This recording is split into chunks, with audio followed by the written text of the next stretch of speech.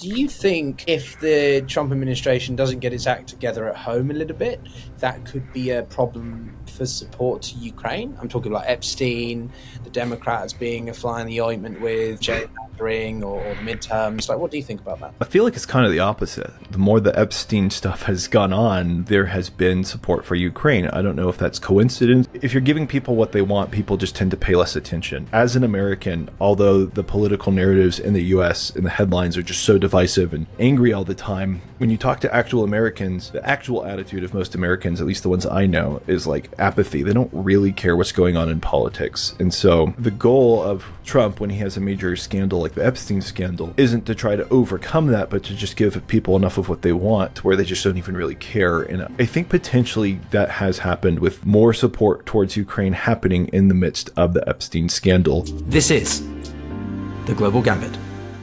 Welcome back to part two, everybody. We are here with Paul Warburg, independent geopolitical analyst and host of the Icarus Project, and, well, just all-round stand-up dude who was really sharing his insights to Russia, Putin, and the war in Ukraine in the first half. In the second half, we want to do a little bit more of the war itself and the bigger picture. Is China going to get involved?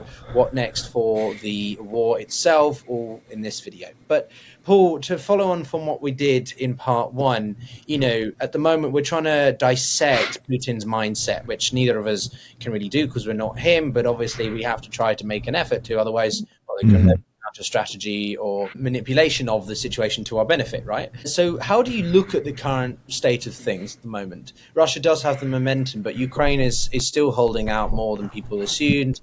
The Russian offensive hasn't gone as well as they hoped. Even if it is, this slow burning machine. What's your assessment as of, August 2025? I think things are going really well. And I don't think Russia has the momentum, not in the way that it matters.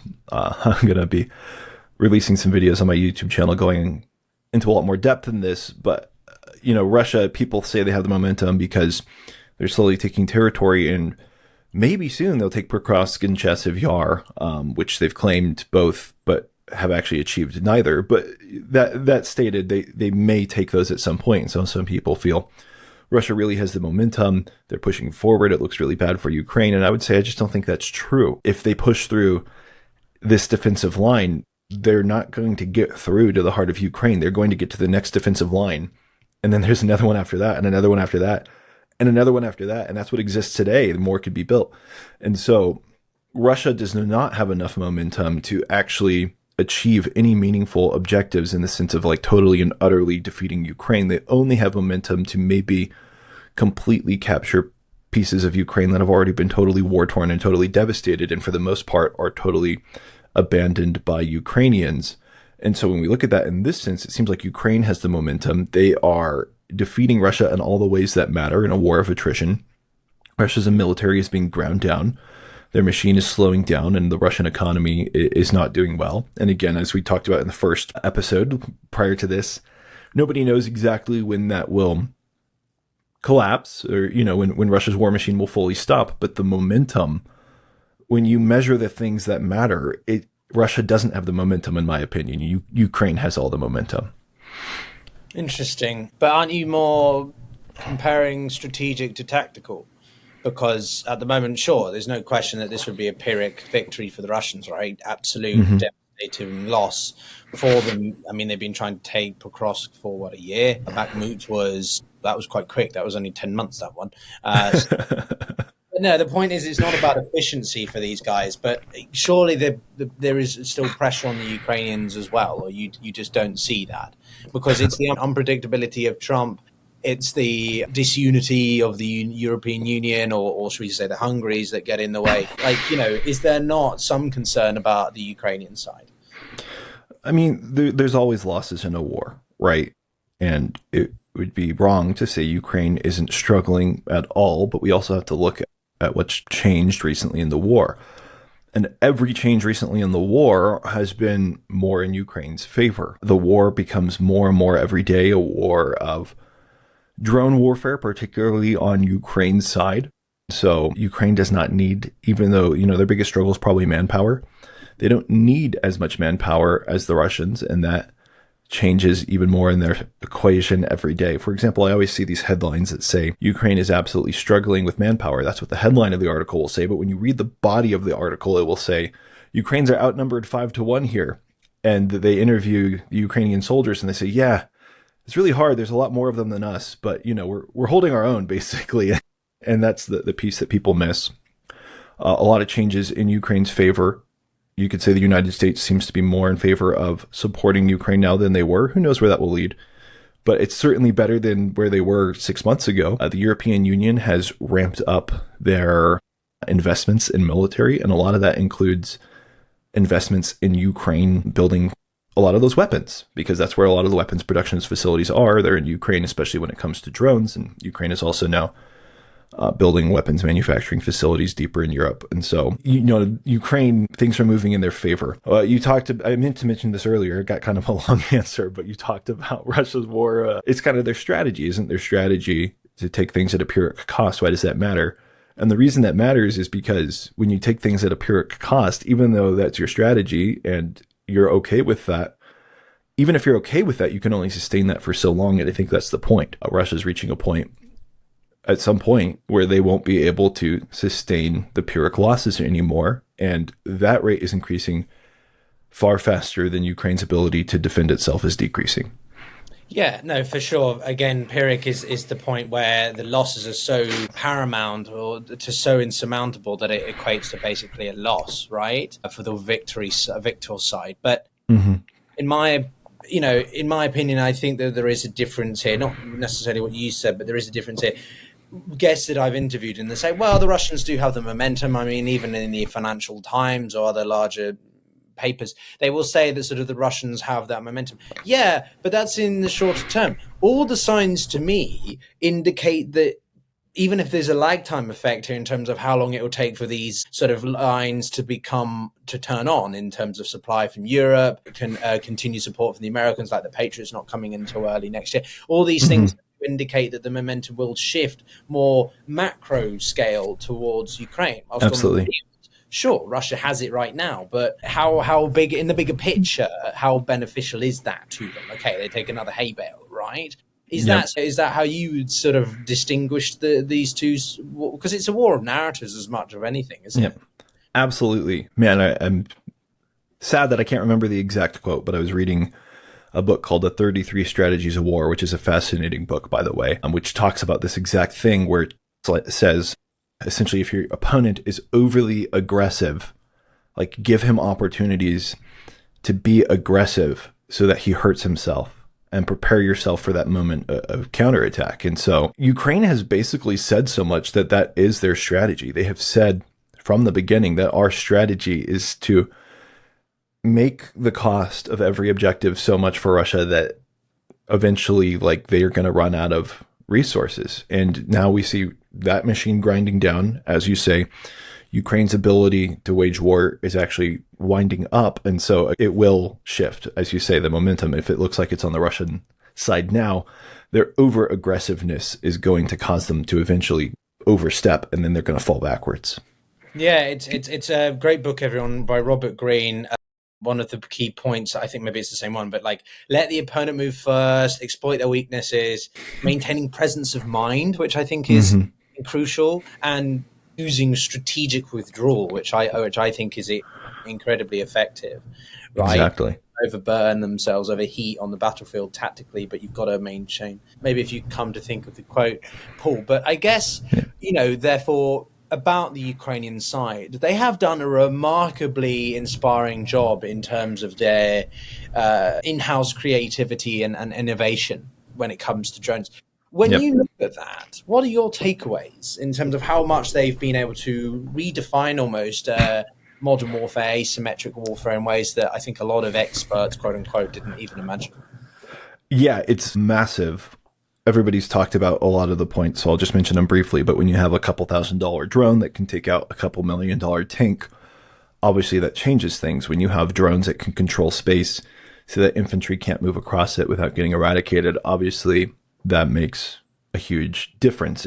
And the way warfare is being fought has changed. Everybody talks about that. I like to talk about some things a couple levels deeper on how it changes actually potentially the geostrategic picture as a whole. So when we think of World War I, for example, this was another monumental time of technology change. World War I is where we saw eventually tanks get developed, but also is where we first saw like machine guns being used in wide scale.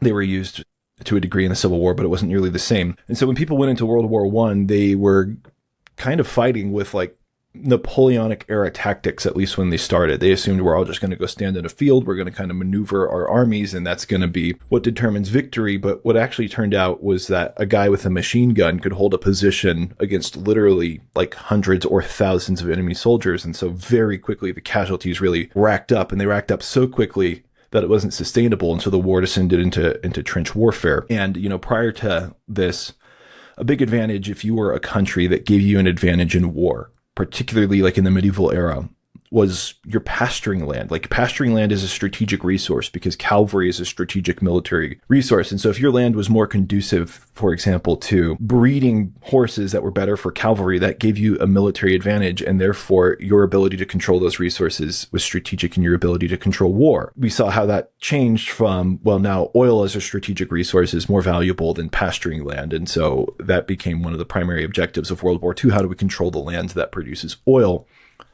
And that hasn't completely gone away, but it's now changing a little bit to where in drones, you have to ask yourself, what is the most critical resource? And the most critical resource is no longer the raw materials. Obviously, you need some raw materials to create a drone. It's not nearly the same. But it's, I guess, maybe the rare earth metals that go into building the chips to build the drones. That's more important. But also, it's the data. Drones are increasingly moving towards AI. This is actually my background. I work in the tech industry with data product and AI products, so I kind of geek out on this. But, you know, drones are advancing so quickly that very quickly they're becoming an AI weapon, which was probably always going to happen, but it's been drastically accelerated because drones are flying missions every single day and collecting data, which is feeding AI algorithms. And now, for the first time, drones can actually run missions on their own and make independent kill command decisions to execute enemy soldiers, which is quite terrifying. But it also means that the strategic landscape changes to where the countries that could be the most powerful in the future, it might not be who controls the most oil, who controls the most steel, but it might be who has the best data and the best drone technology that makes all these other resources irrelevant. Long answer. Sorry. Well, no, I mean, you are the guest. I'm cognizant that I've been very jumping in with additional questions or something. So no, you take as long as you like, Paul, to answer. I would call it the digitization of warfare, right? You've had waves of sort of the economy, and now we're in the quaternary economy where, you know, more and more things online. You could argue the same is happening with military. We've had, you know, well, maybe it's more waves than four, but now the big emphasis is data and the ability to manipulate the cyberspace instead of resources like oil, raw metals and such. So no, for certain, I think that the Ukrainians are playing into that in a way that a lot of other countries aren't. I read a lot of CSIS or RAND or RUSI.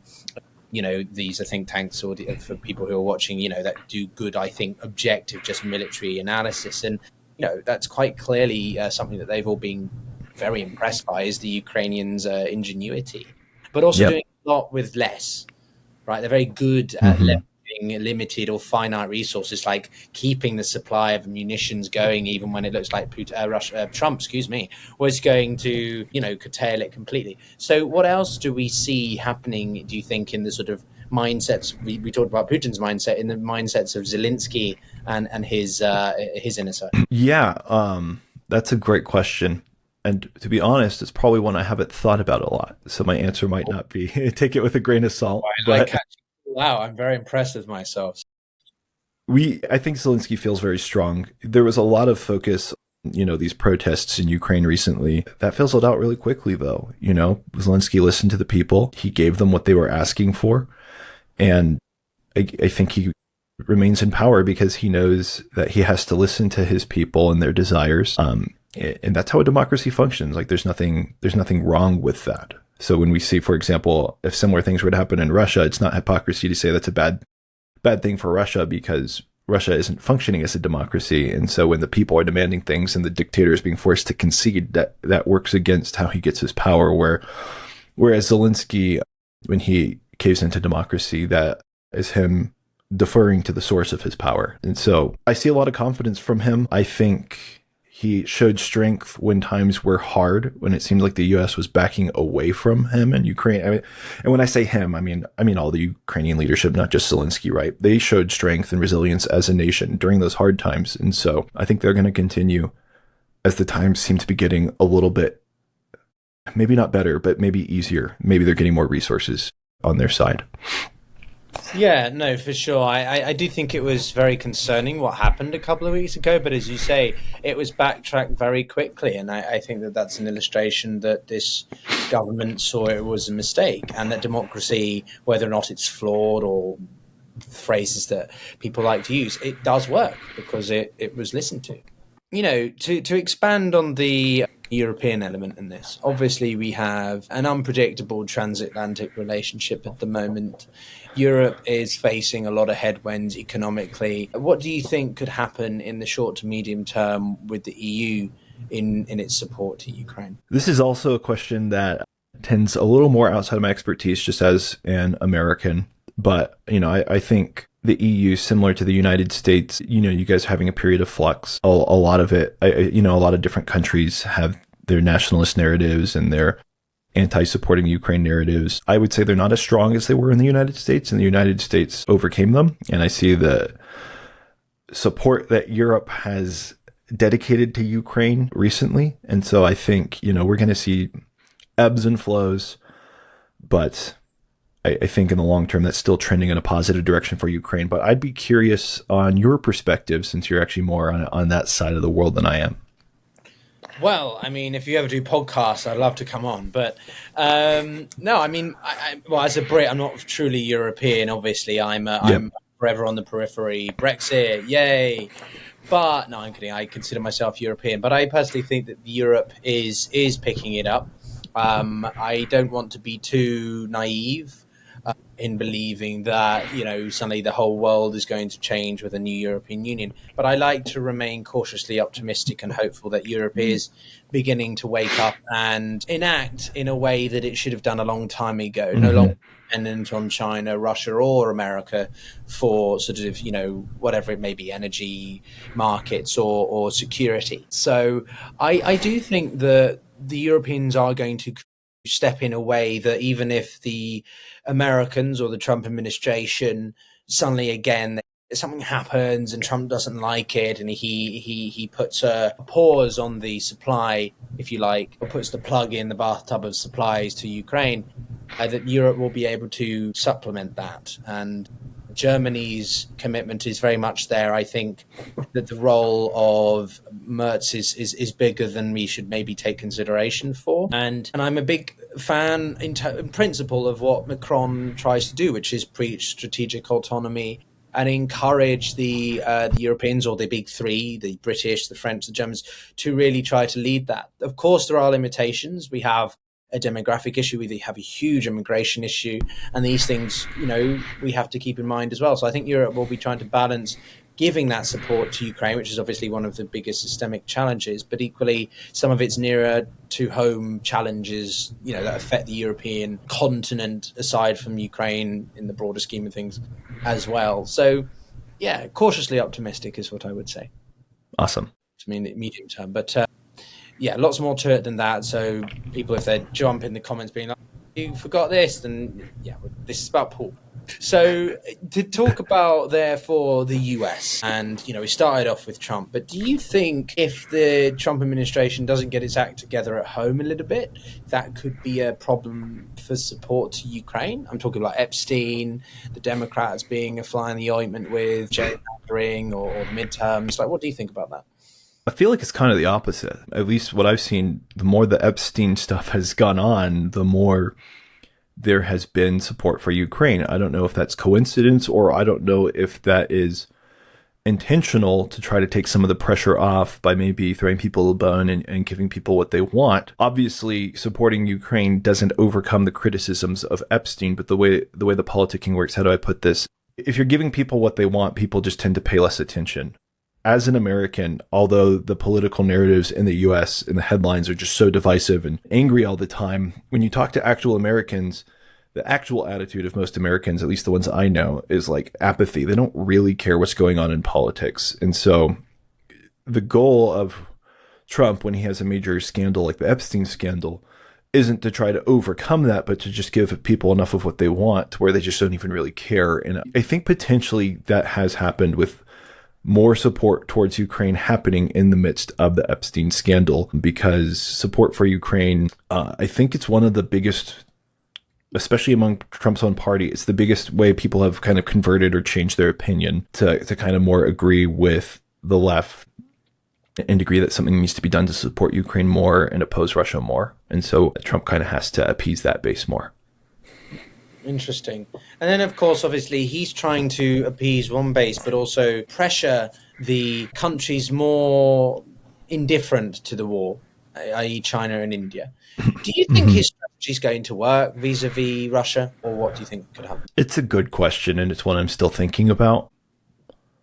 I don't think it's going to have like a huge impact right away. I think it might help a little bit. Maybe this is a good question to pivot towards China, as you mentioned. I think China only supports Russia insofar as it's beneficial to them and that they potentially have ulterior motives. And we have already seen with China in particular that when the pressure goes on them and they have to choose kind of between supporting Russia or keeping trade with the rest of the world, they've always chosen keeping trade with the rest of the world. And the reason that they've kept the channels open with Russia to this point is because they haven't been forced to choose between the two, if that makes sense. And so in that sense, it might reduce some of China's support for Russia, but we shouldn't overstate the significance of Chinese support for Russia.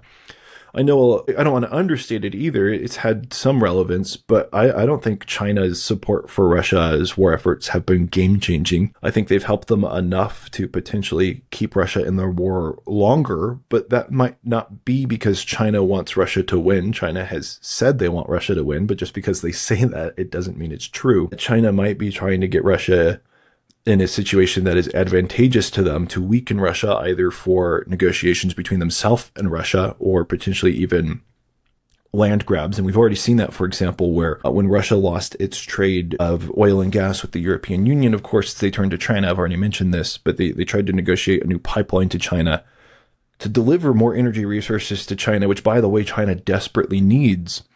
But China took advantage of this situation. They weren't acting like a true partner or a true ally. They took advantage of this situation and said, we're only going to put this pipeline in place if you give us the same subsidized price that you give to Russian citizens, which is basically like operate your infrastructure at a loss or not making a profit. And so they're clearly willing to take advantage of Russia's weakness, and that might be more of their goal, to put Russia in more of a position of weakness than it is to actually help them. And so in that sense, Trump's policies might remove the aid that China is giving to Russia, as insignificant as that might be. Yeah, if I understand correctly, I think you're referring to the Siberia 2 pipeline? Yes. The Altal gas pipeline. Yeah, this is a project that's been in discussion forever. It would cover about 2,800 kilometers. And as you say, despite this being a huge net benefit for the Chinese, I think there was news about this earlier in the year or late last year, where there was actually this, rare illustration of the limitations of the Sino-Russian relationship, i.e. the Russians wanted this price, the Chinese were like, hell no, and the Russians were really pissed off about it. And so it's really basically going nowhere. And I think that, as you say, the Chinese are supposedly neutral, but they do have a sort of tacit support for Russia, albeit not really much. And personally, if you look at history, right, a lot of Chinese actually hate the Russians because of what the empire did to China in its dire period, or century of humiliation. So I don't know. Do you think that the Chinese would ever? What would it take? I'll rephrase the question. What would it take for China to step up more? To the point that North Korea and Japan have done. What would it take is a good question. They would wait for the optimal. If they were to make a move, right, they would wait for the optimal moment of weakness. What I will say, Russia is paranoid about this, and they've been paranoid about it for a long time. A lot of people are really familiar with, for example, in the United States, our anti-immigration rhetoric when it comes to our southern border. And I think you guys have similar things in Europe with immigrants coming in across Europe. people don't realize Russia has the same rhetoric in their media about Chinese immigrants coming into Siberia because they're terrified that these immigrants are culturally turning Siberia away from Russia and that they are slowly, kind of absorbing these regions culturally. And that's concerning if you're a Russian, because if you think about what has Russia done to start its wars, it's always tried to kind of culturally at least say they've dominated a region. They increase the number of Russian passports in a region, and then they say, well, we have to move in to protect our Russian citizens. And they're terrified that China would use those same tactics against them. So it's not unreasonable. Russia itself does not think it's unreasonable, regardless of what they say. What would it take for China to actually make a move against Russia? The calculus would simply have to be that that was more beneficial to them than this is the optimal time to do it. It does seem, though, that it's clear that if I were a Chinese ruler and I was looking at this situation and I wanted to make a territorial grab, whether that be economic and de facto control or actual control through military conquest, Russia is a much softer target with much more value than, for example, Taiwan. And no, absolutely, and very little likelihood the West would come to Russia's aid. I mean, there was a leaked document, if I remember, from Russia's FSB a while ago, illustrating that indeed the Kremlin does fear that China could try to annex part of the Far East region. I think that was only released last year or something, but this would be insane if that were the case. So I guess, to sort of begin to wind down, Paul, one of my biggest fascinations when I did my strategic studies was grand strategy and great power competition. And I've done some really cool videos about the relationship of Russia to China, to the US, the triad, as some people call them, right, of great powers. What do you think that relations look like now, or could look like, given the state of Russia in the war? It's hard to consider Russia a great power anymore, right? They can't even defeat Ukraine, and, nothing against Ukraine. They've obviously done an amazing job. But prior to this war, nobody saw Ukraine really as a great power. They weren't mentioned in those discussions, and yet they're decimating Russia. And so Russia can't project itself as a great power. And so that leaves two great powers remaining, China and the United States. I guess if you considered the European Union together as a great power, that could be another one. And that calculus starts to look different. One of the more concerning things about Russia potentially losing the war in Ukraine, if the scenario I've described is actually true, and China does have its sights on taking advantage of Russia in a moment of weakness, is that's great for the moment, because obviously Russia's on the warpath, and a weakened Russia, everybody wants that. Nobody wants a stronger Russia. But if China becomes stronger at Russia's expense, and particularly if China gets access to things they don't currently have today, which is consistent energy resources that they can control access and trade routes to, that might, in the next couple of decades become significant, and it might make China a considerably more meaningful foe than they are today. And so that is what I'm currently thinking about when it comes to the great powers and where things could lead. Obviously, China's already been talking about a multipolar world, and that could be an avenue for them to achieve it in the long term. And that is also how China thinks. There's a great book called The 100-Year Marathon, I believe by Michael Pillsbury, that talks about this. China thinks in long-term strategy. And a big reason for that is China has rulers that lead, essentially for life once they get into power. Whereas, here in the West, we have rulers in the United States. A president is a president for 4 or 8 years. We try to move very quickly and accomplish our goals. China takes its time and it thinks long-term strategically. And I don't think we should underestimate the threat of that. No, there's a good argument to be made about, whether you want democracy in its purest form, because it means there's no consistency between the policies, because one minute you get a left-leaning party or a right-leaning, whatever, but the point is the one party comes in and undoes or interferes with the policies that the other previous was trying to do. Exactly. So the Chinese do that very well, because there's one party and they just continue and think about things in decades instead of terms. But I guess the last question is, generally, what would you encourage viewers, listeners to focus on for the foreseeable, end of the summer as we enter the fall? I'm sure we'll do this again very soon. It was fantastic. Really enjoyed the wide-ranging conversation. Yeah, last thoughts, takeaways.